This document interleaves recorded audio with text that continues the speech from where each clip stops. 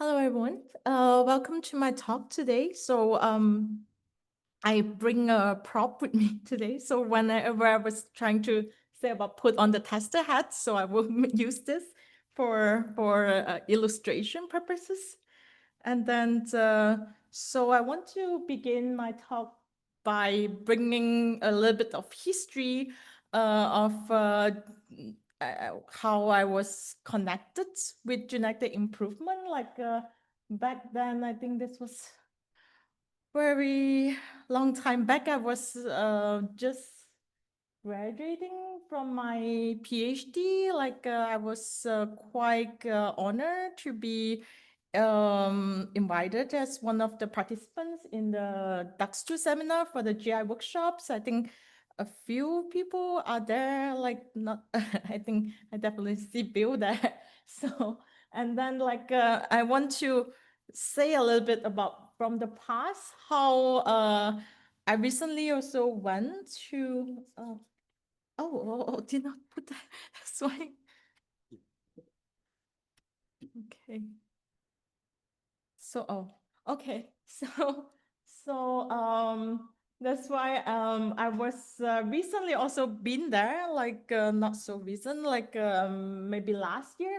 So I was joining as participant, was when I was a PhD student, and then recently I kind of organized an automated programming and program repair DAX2 seminar. I think that is a good kind of continuation of genetic improvement. And then I also recently got invited to the Testing Program Analyzer and Verifier conference, DAX2 seminar. And then so I think that it was going to be more related to the topic that I'm going to talk about today. A little bit brief overview again of my past. I think the past formed the futures. In the past, when I was a student, or when I just graduated, or when I was in my previous university, I was working mainly on applications of program repairs, including feedback generation for programming. So for programming assignments, so we generate feedback so that we can give students some kind of clues on how to improve the programs when they are doing some programming assignments. We also have an applications of repair in terms of integrating this into oops, into teaching. And then we were basically teaching students how to fix bugs in the software engineering class. The lesson plan for the class have won the World Teachers Day Challenge. And then there are also other benchmarks for program repairs that I have worked on, including Code Floss, which is a programming competition benchmarks, also for Android apps, and then more recently on automated generated program by Codex, basically automated generated by kind of large language models. And then I also have work on starting or organizing some kind of workshops related to, I think, genetic improvement. I started from co-organizing one of these genetic improvement workshops, and then I basically get the experience and then founded and co-organized 5 editions of the international workshops on automated program repair. I think it's really helpful. So I'm always very thankful for the genetic improvement workshops. And then there are also other things that I will not go into details because the past, I want to talk more about the future. So then I want to go to the kind of topics that I want to focus on today. There is some very general topics about automated program generation, because when we think about automated program generations, we can think about there is some kind of systems, some computer that basically have some kind of input, and then it has some kind of output. And then this input and output, this can be worry, but then we know that usually for automated program generator, if we were to take on the tester hat, then we will be thinking what kind of input that the system takes, like the kinds of inputs is important because it has some kind of characteristics, like if the input is programs, whether the inputs is just like a integer or the input is a set of clicks, those really affect what kind of generation we will do. And then from the outputs perspective, again, from taking on the tester hat, what is the expected output that we will be thinking about? Like the output in the testing perspective is often called an oracle problem. That is basically what is the correct outputs given any kind of input. Is almost like you have some kind of golden programs that will tell you for every single input, you will know what is the expected output, which is very difficult problem. So Oracle is a difficult problem in from the testing perspective. And then more specifically, I'm going to focus on automated program generation in terms of in modern days, when you are using large language model, you usually will give some kind of input. So the inputs will be instructions in natural language. Usually you can give some things about write a programs that did something, fix the bugs, or some kind of instructions to do some kind of code-related task for automated program generator. And then you may also give an input program. So the input programs usually is basically, if you want to fix a bug, then you will need to give an input program saying that this is the program that you should start with that has the bug that you want to modify. And then you will get basically an output, modified programs. And then these modified programs generated by the automated program generator can actually be used for many different purposes. For example, fixing bugs is one application that we are very familiar with, automated program repair. I think we are also quite somewhat familiar with finding bugs, even though less people are working on using the automated program generator to find bugs. That will be my main focus of today, to talk about these topics.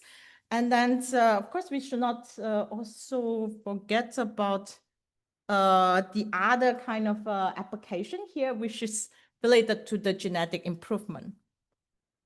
So let me briefly talk about what is the difference between genetic improvement versus, for example, if I want to use an automated generator programs for testing or finding bugs in an automated program generator. So if we look at really closely for the genetic improvement problems or the testing test generation to find bugs problems, they are all taking as input the seed input programs. And then they're really performing what we call, we can call it different names, but then it's really is modify program or modifying line localizations that I'm talking about. So usually modifying some lines whenever you are fixing some bugs, or whether you are improving some programs, so you're modifying some lines. So you always recommend to do a localizations for any kind of task.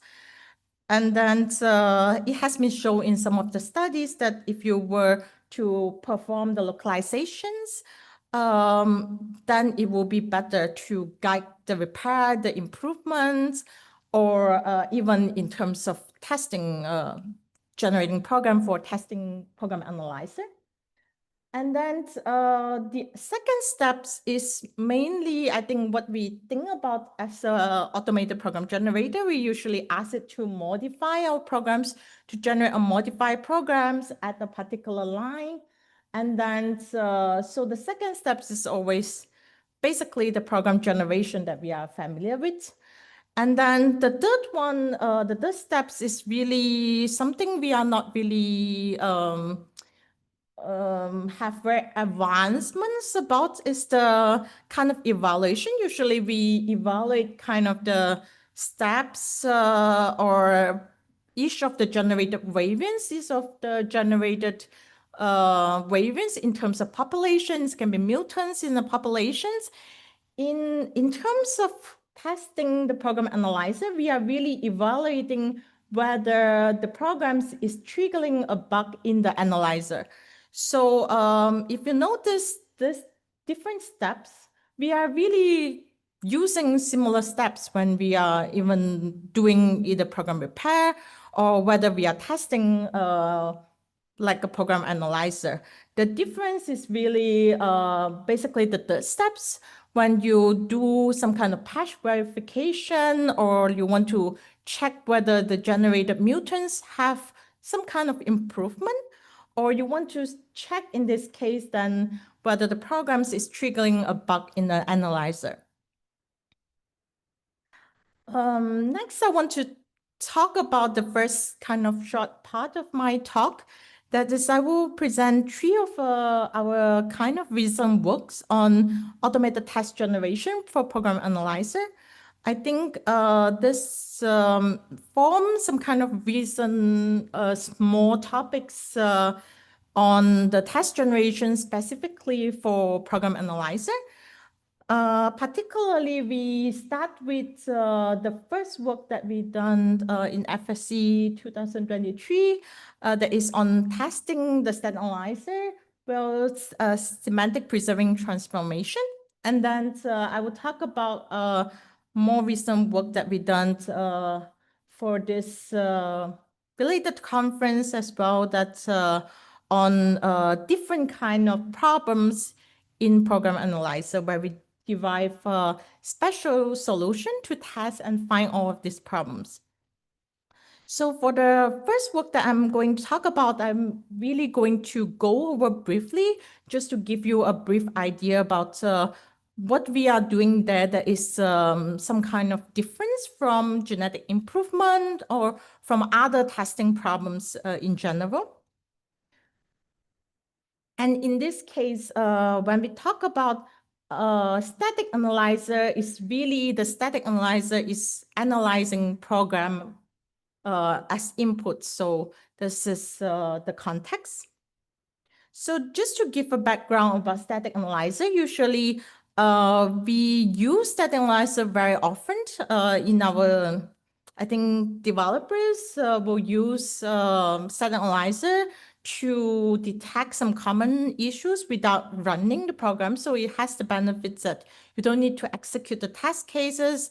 So you just run it and it gives you a bunch of things. But even though it's very easy to run, and because you just need to compile the programs, and so there is problems that is often inaccurate, or it may bring some kind of incomplete analysis report. So it's either having a lot of false positive or false negative, because there may be a bug in the static analyzer or there may be some kind of inaccuracy. So improving the availability of static analyzer is important, because it has been quite often used to have some kind of like code review as a last resort.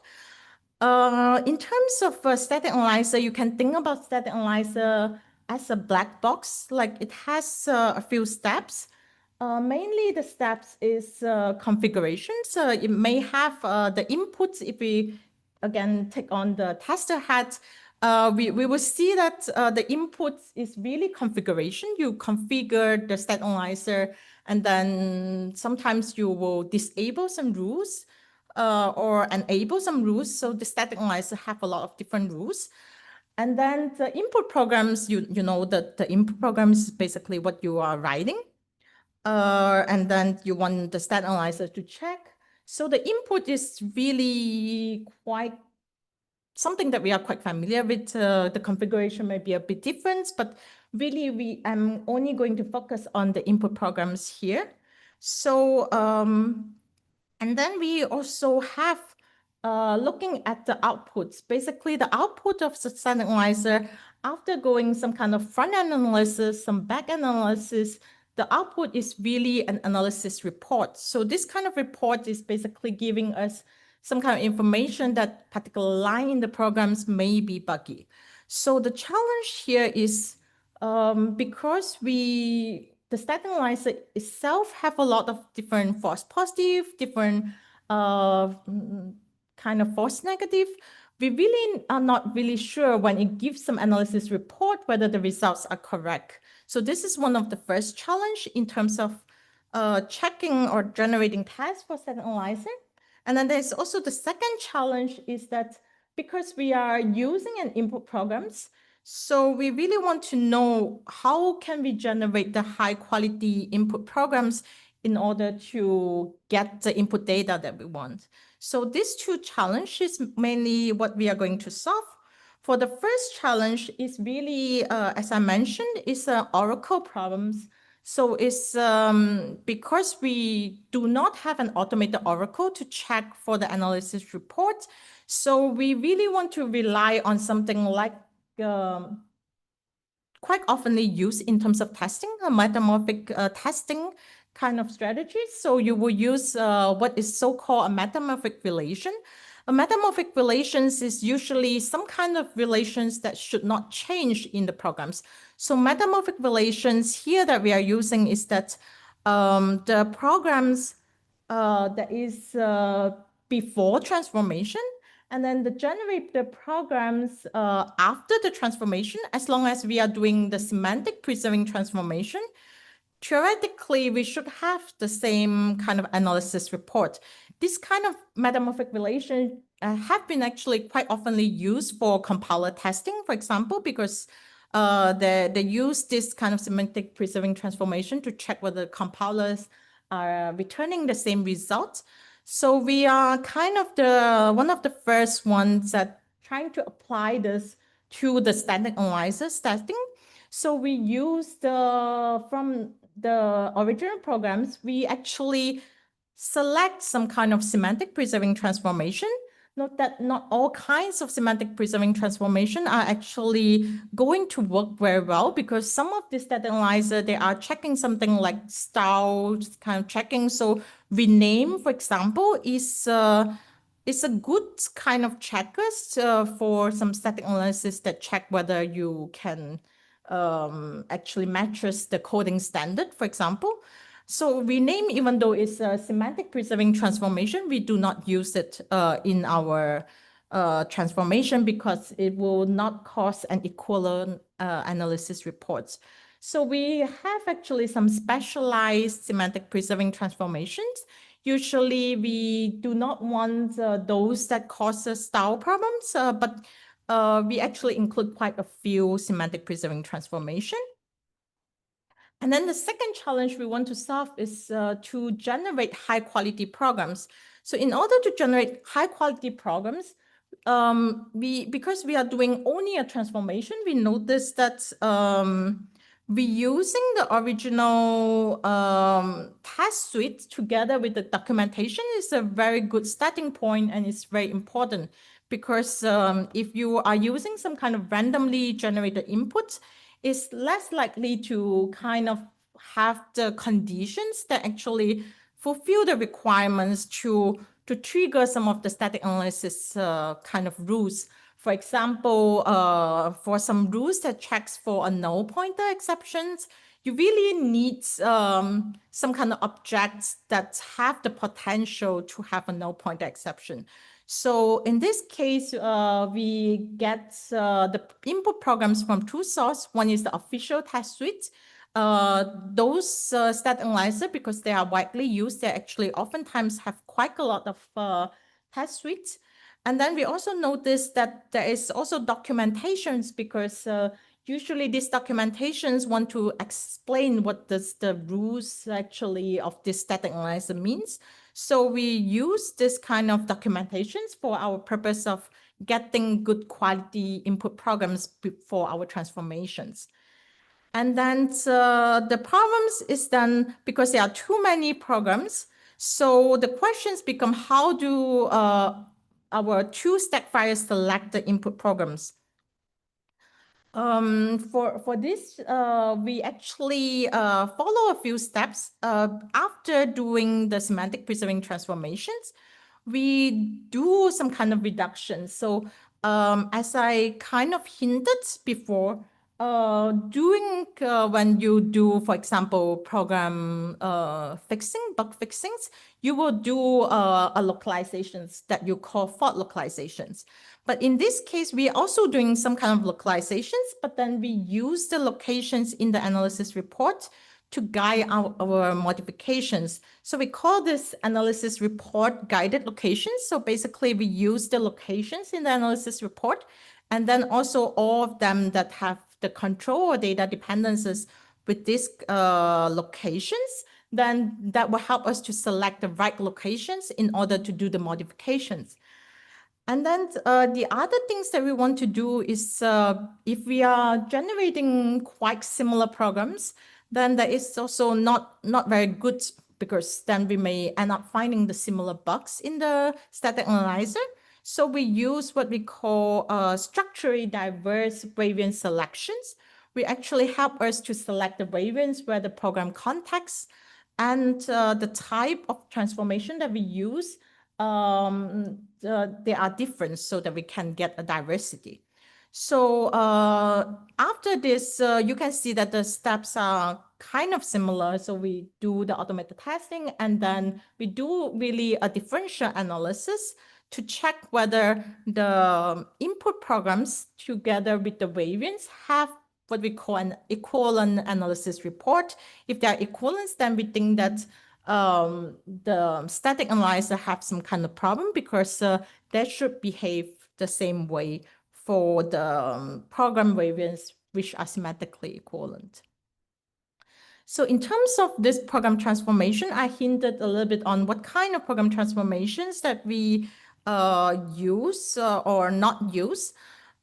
Here we have a few level of the different kind of program transformation. You can see that some of them are on the variable level, some of them are expression level, some of them are statement level, method level, and class level. So there are really kind of multiple level. We just want to have different kinds of semantic equivalent transformation so that our search base is quite huge and diverse. And then our evaluation actually focus on several static analyzers, including PMD, sports bugs, check style, and SonarQube and Infer. All of them are mostly for supporting Java programs. I think some of this support, I think SonarQube supports several other different kind of programming language, but we mainly focus on Java in these evaluations. And we noticed that our tool is able to find quite a few bugs, and then a few of them have been confirmed. And then in terms of our strategies, in terms of selecting less variants, and then we want to find more unique bugs, that is the diversity, and then also the kind of analysis report guided locations help us to be quite effective in identifying these unique bugs. And even though we use different kind of transformation, each of the transformation are quite useful because they can help us to find at least one bugs in each of the evaluated analyzer. So that's kind of conclude the first overview of the work that I have talked about. So we proposed a stat fire that was talking about how to detect bugs in static analyzer using the semantic preserving transformation. We use two heuristics, mainly the analysis report guided locations, and then also the structurally diverse variance selections. And if you're interested, you can check our website for the code and then also all the data. Next, I'm going to talk about another different kinds of bugs in the static analyzer. So it seems like static analyzer actually have quite a lot of things to improve.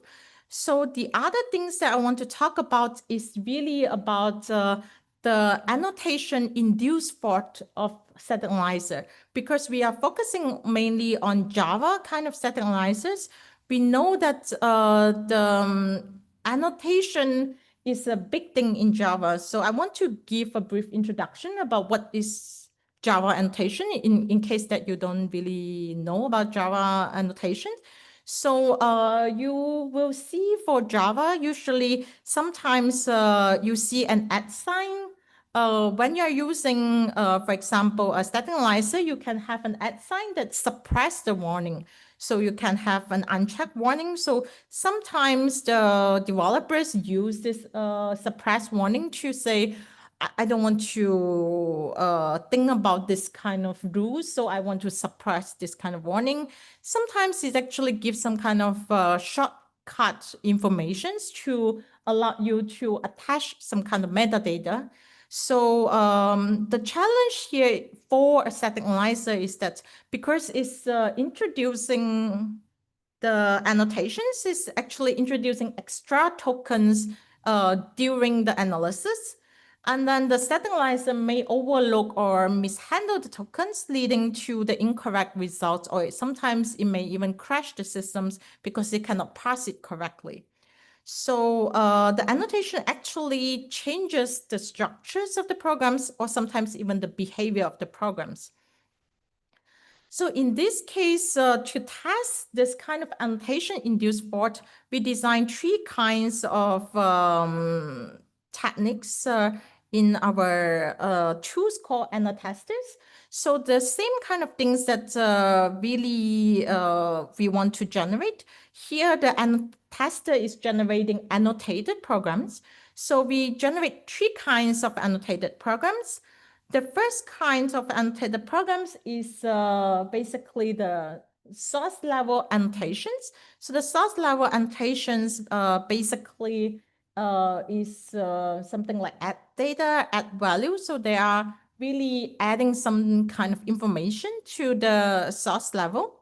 There's also the no semantic annotations. Sometimes they just have some kind of mock annotations, and then that's supposed to tag something in the code and do not have any semantics. You can actually add any kind of annotations without any semantics for tagging some kind of information. And then there's also some kind of equivalent annotations. We noticed that there are several different kind of package in Java that offer similar kind of annotations, but they have different names. So you can see that the one is from the JUnit package. They have the after class, and the testing package, they also have the after class. That is to support similar functionality. So we designed 3 different strategies to inject this kind of annotations. And then we want to really check about whether this kind of annotations are equivalent. So we want to design 3 different metamorphic relations to check them. So for the first checking, we are really injecting the source level kind of annotations. So the source level annotations give us basically some kind of injections.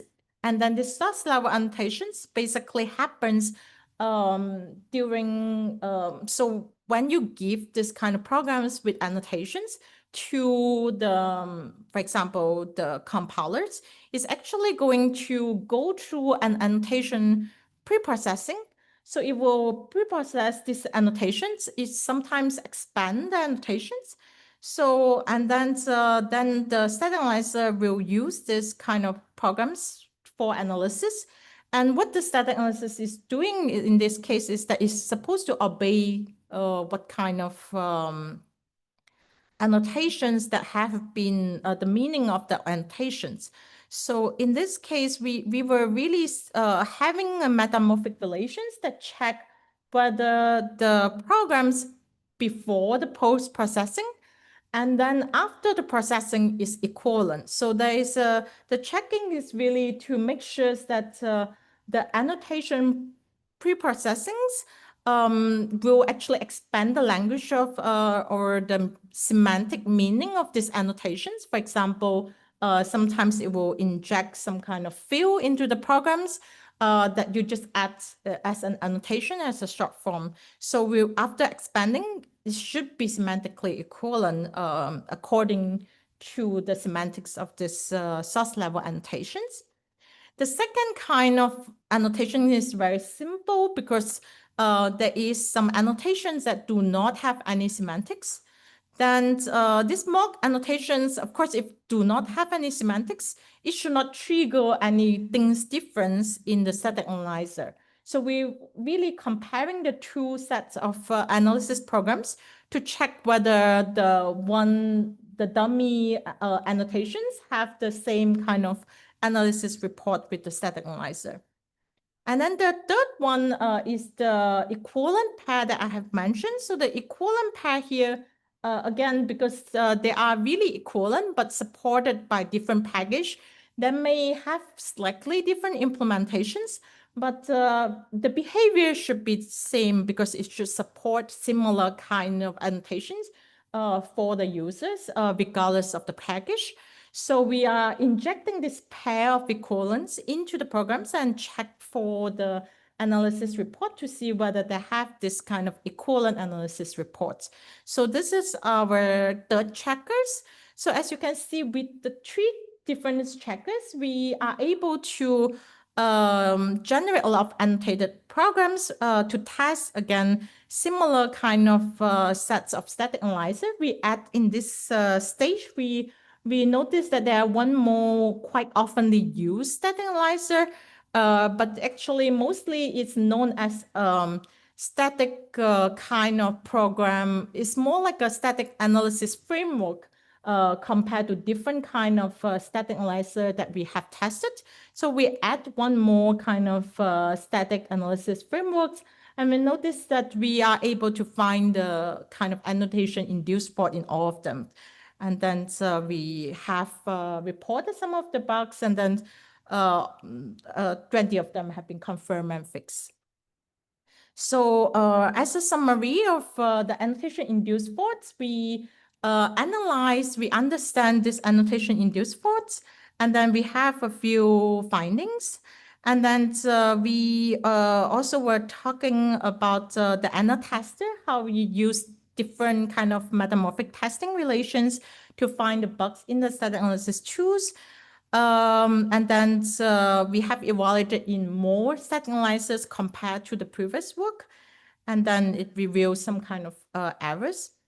And then I will talk about our more recent work, relatively recent, on the program representation fault of static analysis frameworks. So here, in the second work that I talk about, we start to look at static analysis framework. As I mentioned, like Suit is one of the example of static analysis framework. So in a static analysis frameworks, usually you would use, if you do something on program analysis, you may be used to all of this kind of analysis, like you should be using some kind of code graph, you should be using some kind of control flow graph, you can be using some kind of data flow graph. So really we want to test different kind of representations that we see here, call graph, dependency graph, the pointer assignment graph, and then we want to check also, again, to see whether the analysis reports is making sense. So here we have a few insights into checking.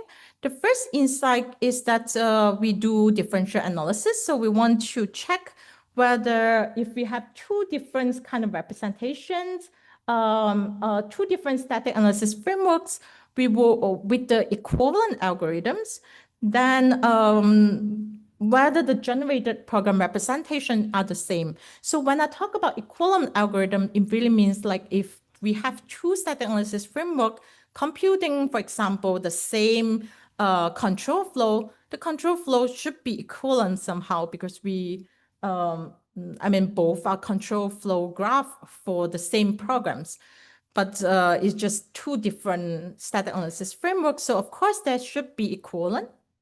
So we use differential testing in this first insight, which is quite easy to understand. It's like very natural. Another one that I think is quite interesting is that we use what is called analysis latex. So this is basically we want to form, we notice that for an analysis, usually static analysis have this latex of different precisions of different analysis.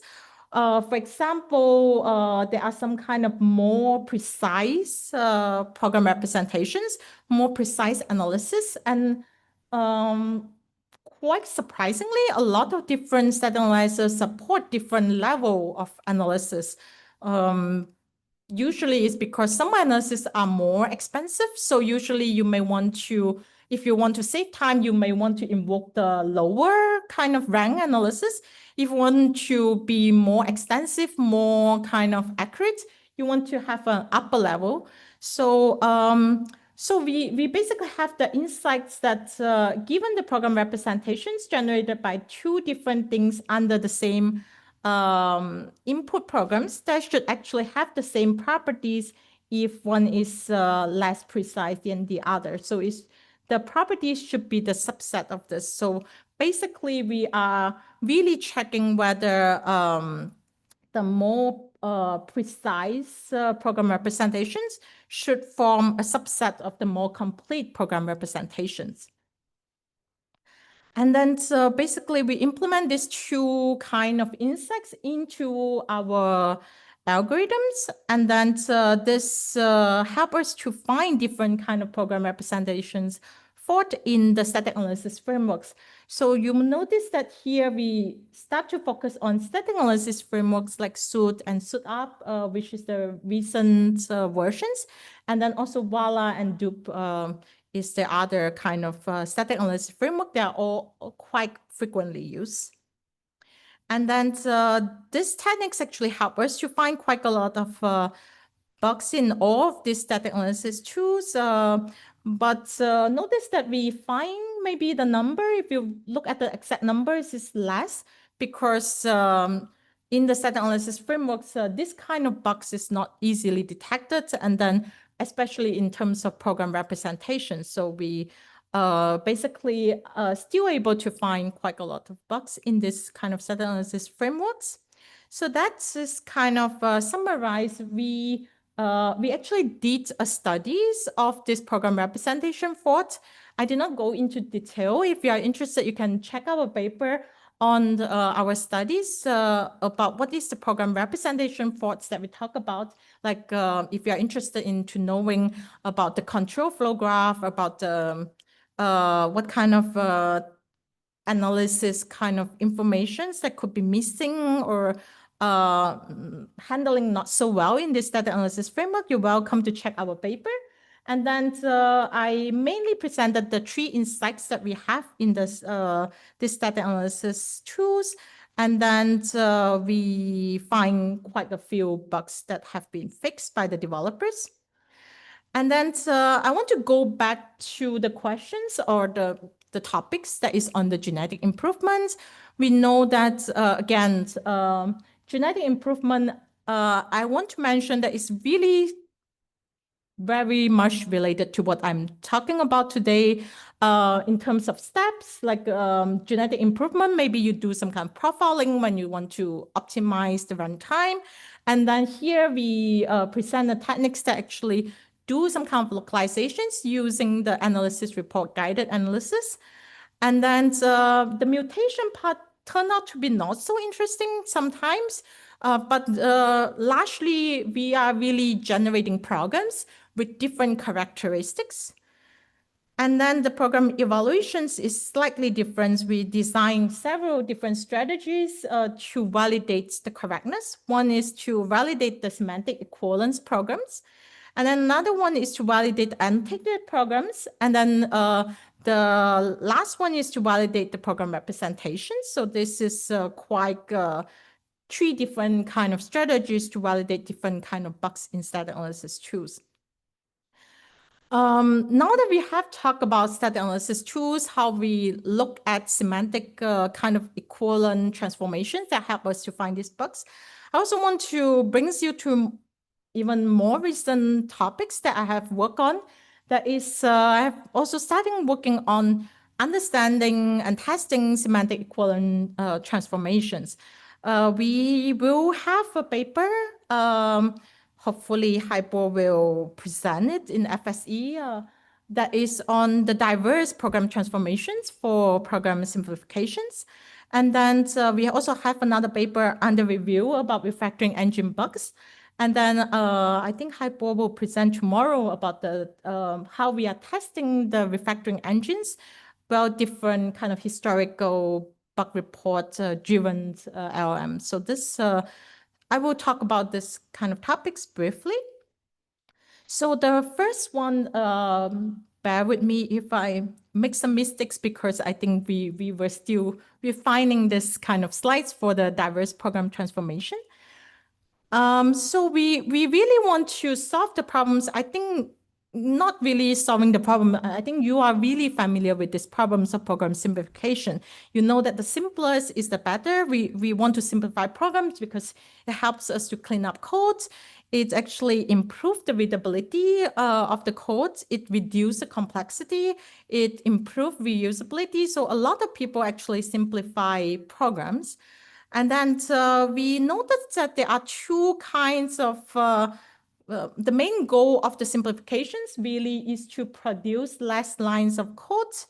And then, so here when I have the question mark, I think I was tired of speaking, so I want you to help me in these questions. That is that what kind, if you have an input programs, you are told that you want to cut this program somehow or produce some kind of smaller programs, what kind of transformation would you use that will help you to produce a simplified program with less lines of code? So any kind of, okay, Pew.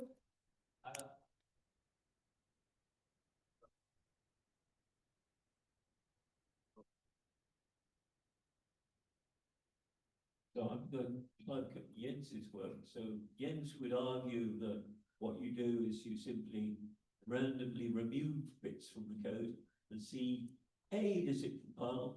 B, does it still work?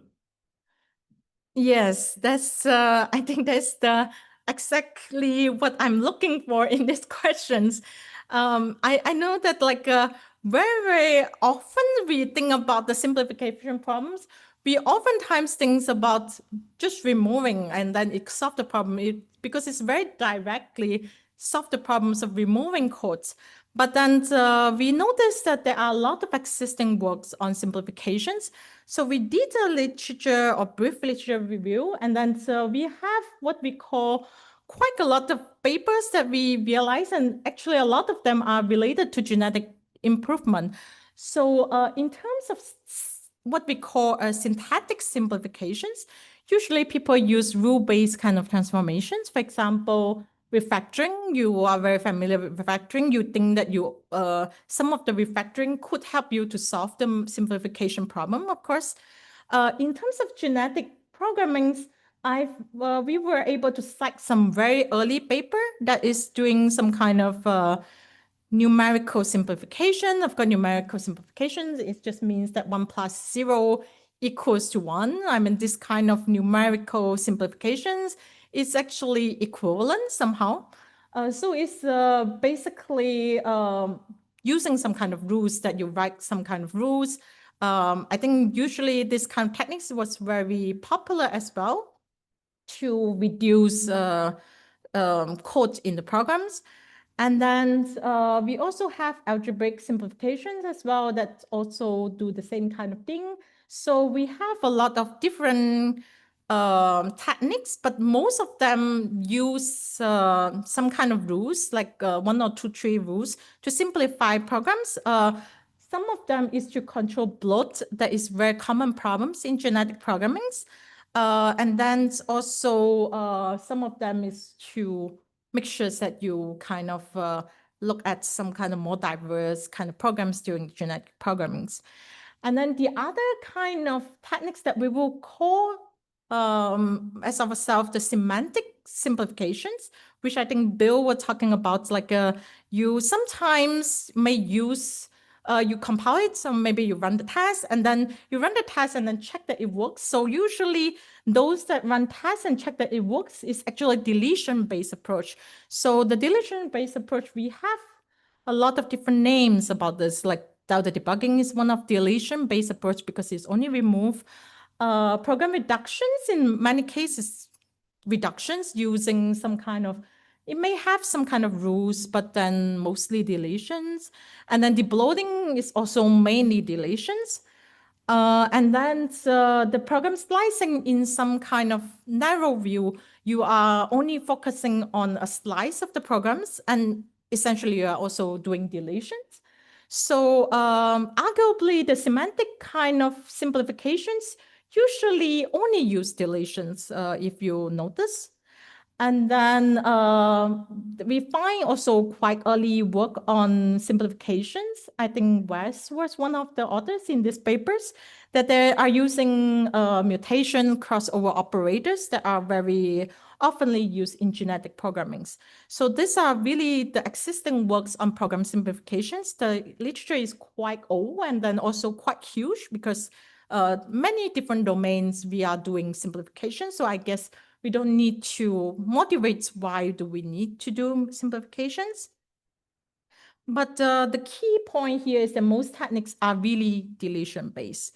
So we want to really answer the questions whether this is actually correspond to the transformation used by developers. Do the developers, when they simplify, that they really just use deletions?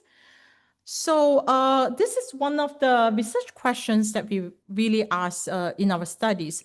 So we want to look at what is the frequently used transformations during simplifications. Refactorings, particularly extract methods. You can imagine extract methods, sometimes you can, if you have too many duplicated codes, it will help us to actually do a lot of cutting of the kind of duplicated code by extracting the methods. And then, but there are a lot of different things that have been not supported by any kind of different tools. So for example, one of the most frequently used transformations by developers during programming simplification is that is replaced with the equivalent APIs. For example, if you want to basically say that this kind of lines of programs should be replaced with another kind of programs that do the same thing, but there is already supported API, it's better that you just call that API. So that apparently is not supported by any kind of automated tools, but then that is quite oftenly used. And in terms of deletions, we are also not really reaching the state of the art, because if you really want to know what kind of unnecessary code that can be removed, you will really rely on the test cases that may not be complete.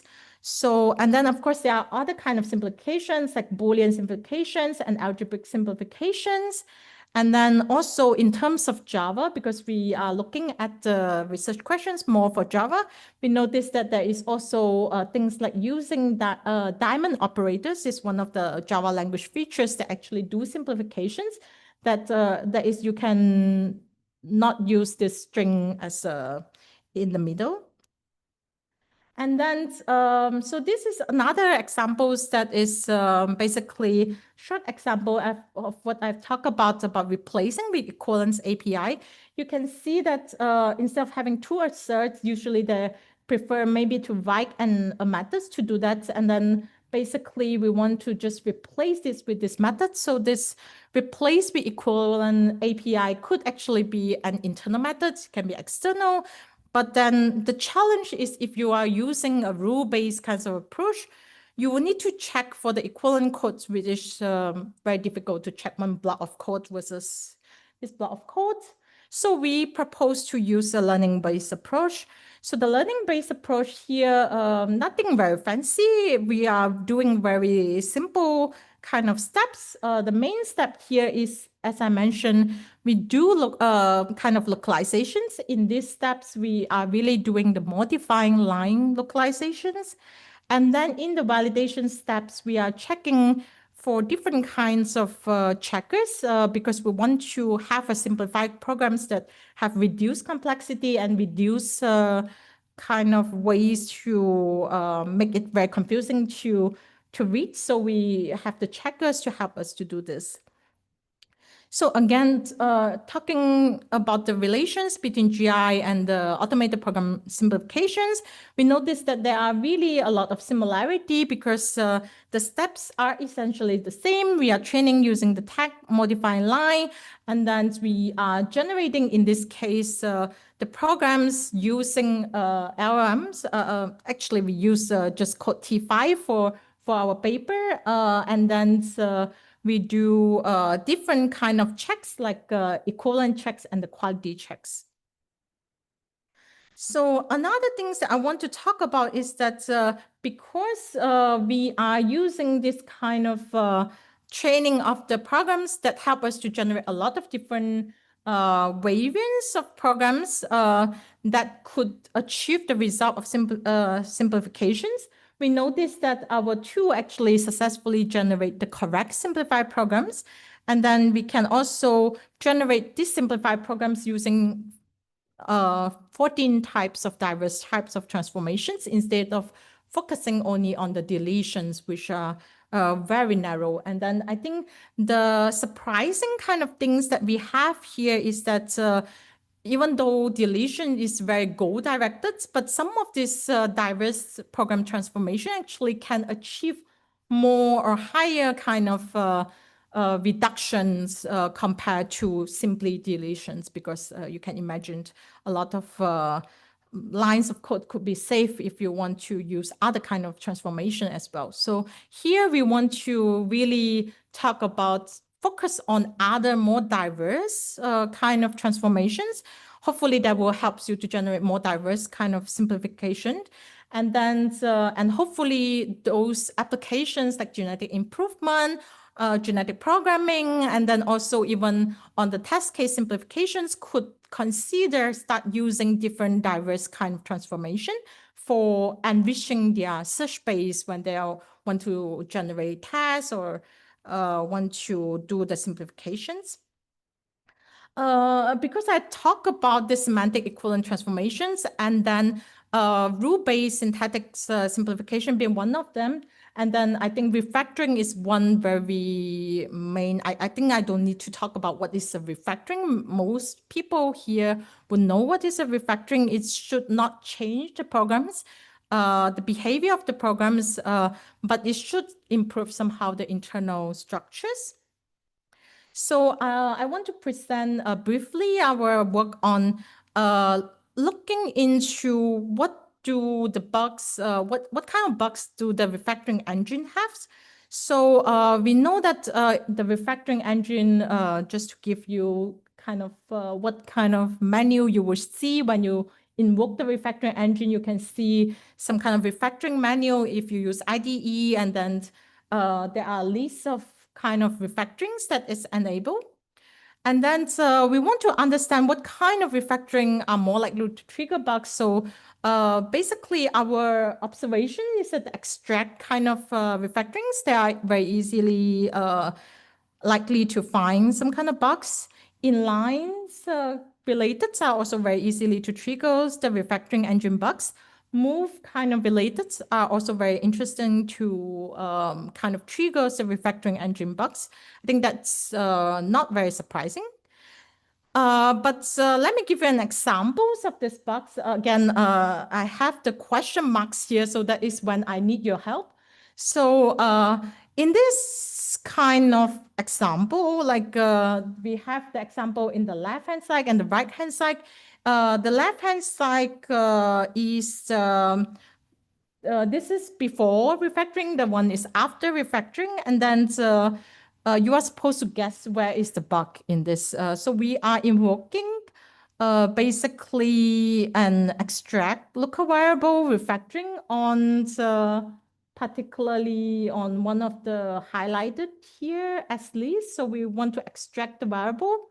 So, but apparently the after refactoring have a bugs. Anyone can help me in finding the bug?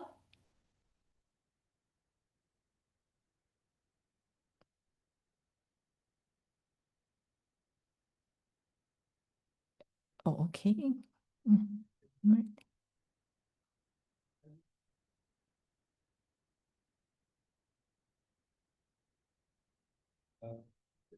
I would guess list is an abstract class, so you cannot instantiate it. You would need array list. No, no. The guess is the unit array list. Is really related to the refactoring itself. So it should be simplified. Okay. I think you are very close.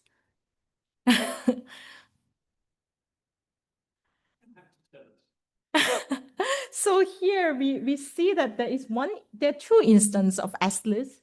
So here the same kind of expressions is actually in line number 6 and then also this middle line.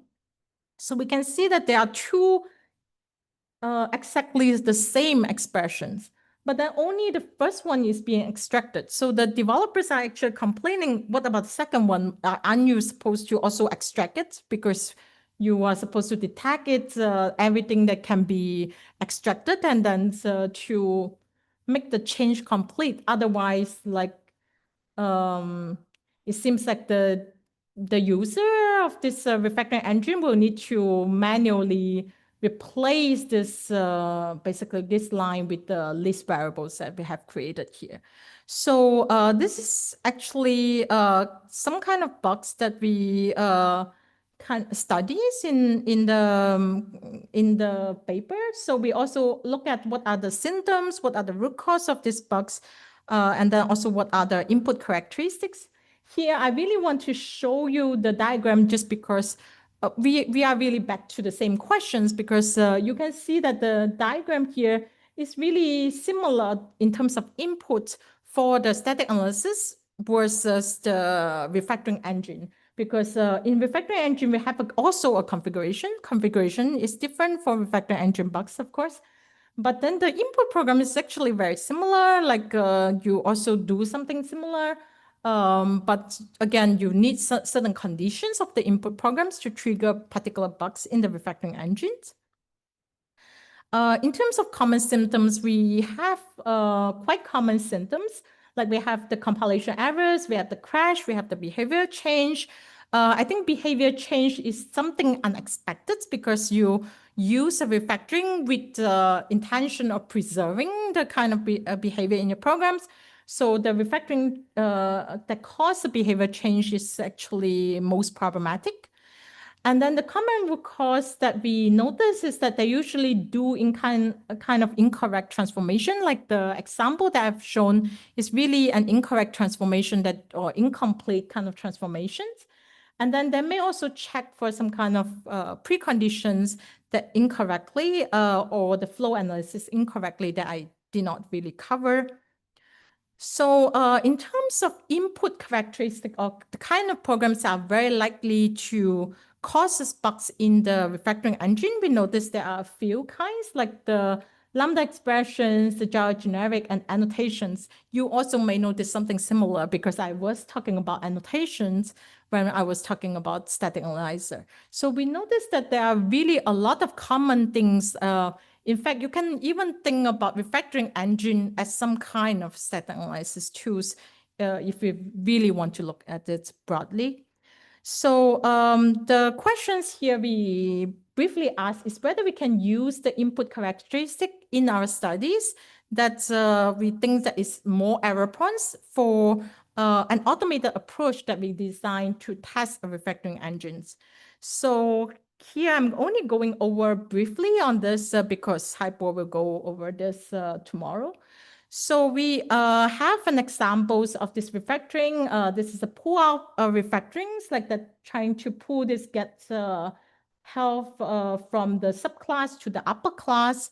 And then the pull ups supposed to do something like, for example, doing the correct things like pulling up to the superclass.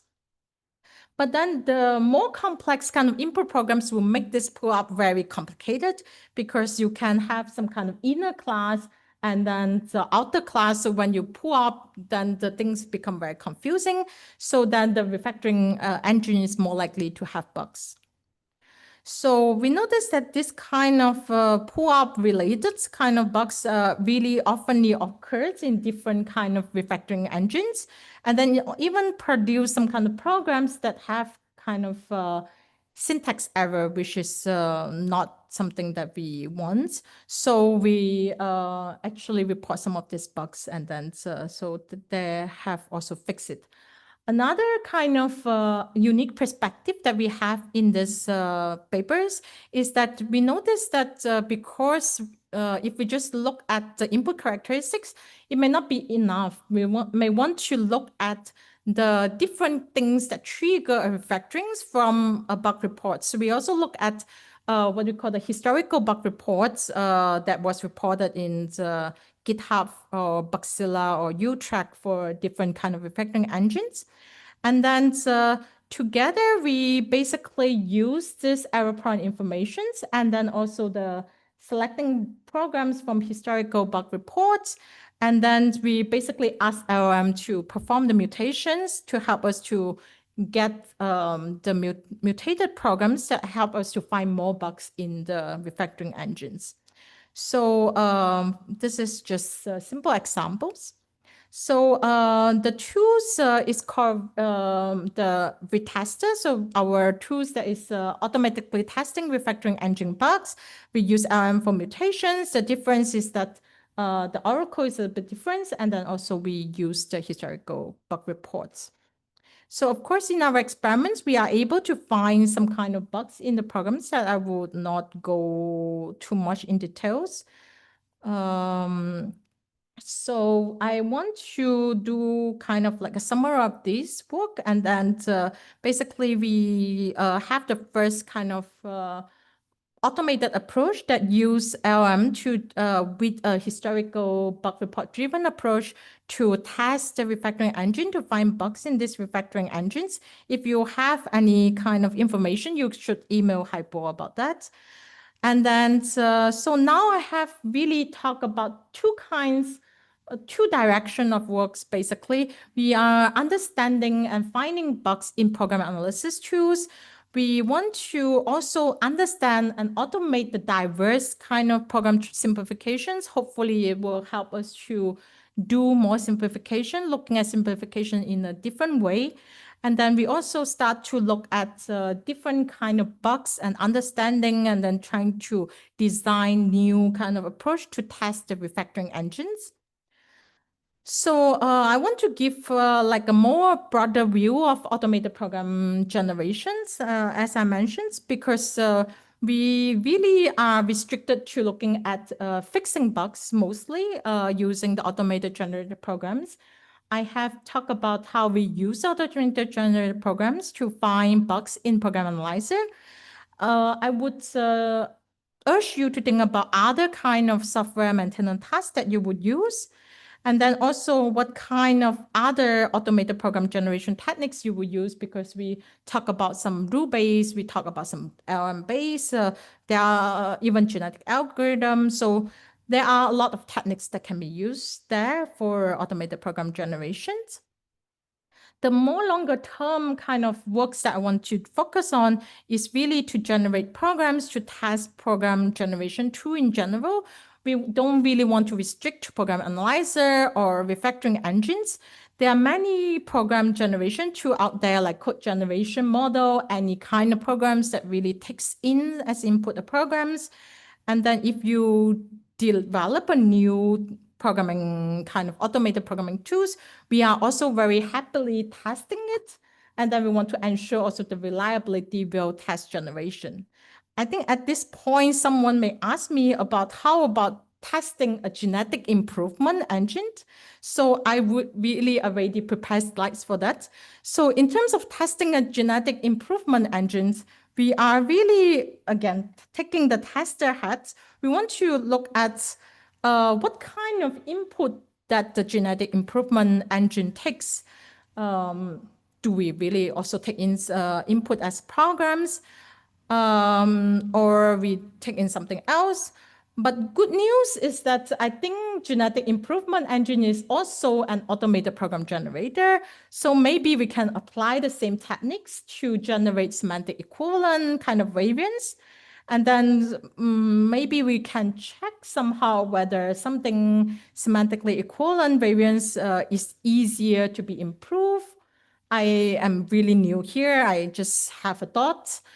So, but I know that there is not so good news because in terms of input program, even though it's similar, but the Oracle problems, the output program is not really similar. We may need to design a new oracles because we need to know whether the improved programs are the same or they may be differently semantically equivalent.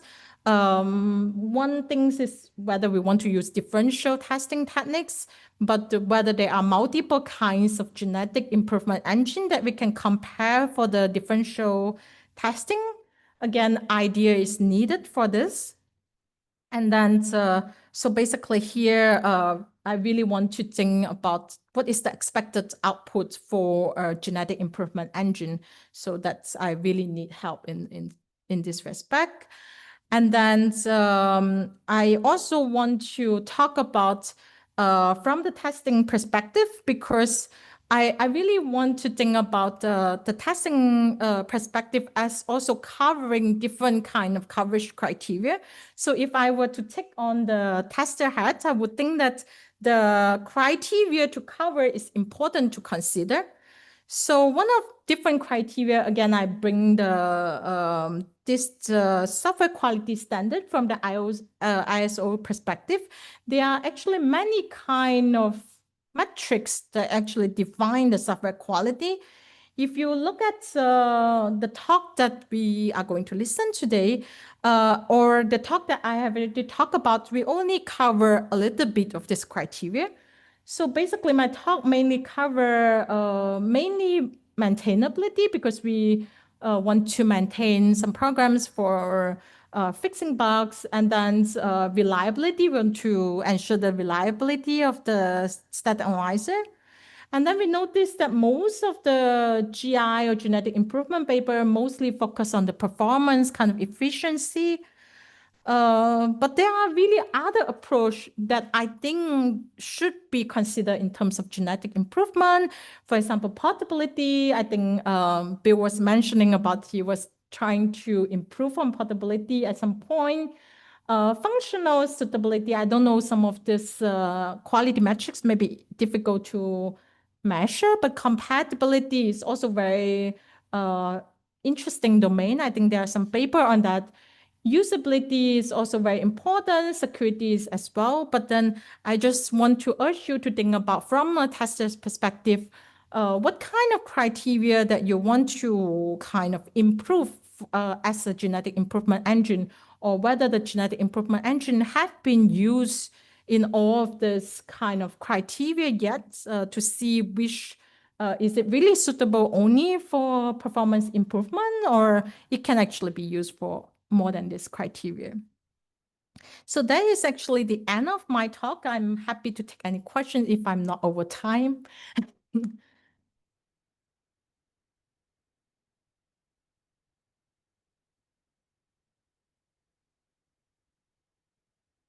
Yeah, so thank you for your presentation. It was really nice. We do not have that much time because there's supposed to be a break before the next session.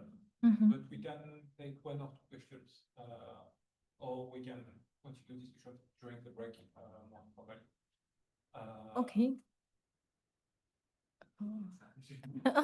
Okay, thanks. Thanks for a great talk. I don't really know what you're doing exactly. We know you for quite a long years. Yeah, use multiple testings. Actually, I work with TYSN for a lot. One problem we're facing is actually the multiple relation created, manually created. It's not very diverse. I'm just wondering how you can solve this diversity problem created by manual labor. Second question is a larger model. A lot of software engineers use larger model for test generation, but LLM has hallucination. How you resolve this hallucination systematically?